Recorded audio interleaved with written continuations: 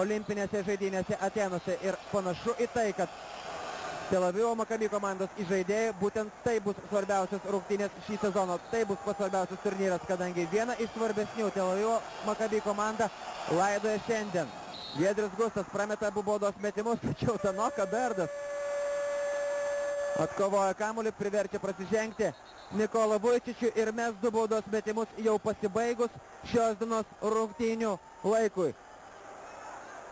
Nėra žodžių, nėra kaip išreikšti džiaugsmą šitą pergalę, kurią niekas nesitikėjo. Sunku pasakyti, ar daug buvo stačiusi už Kauno Žalgirio komandos pergalės. Sunku pasakyti, ar daug buvo ją tikėjusi. Tačiau aišku yra viena, kad visi mes šiandieną labai ir labai džiaugiamės. Kauno Žalgirio komanda pirmą kartą nuo 1000.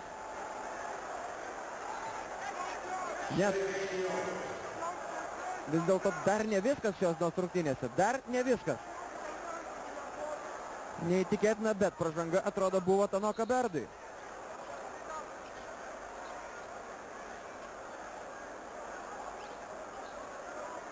Dabar galima patylėti ir palaukti, kol baigsis tos 2 sekundės. Atrodo, jog Nikola Vujčičius stumtelėjo dabar Tanoka Berdą, tačiau buvo rungtynių arbitrų nuomonė atvirkščiai.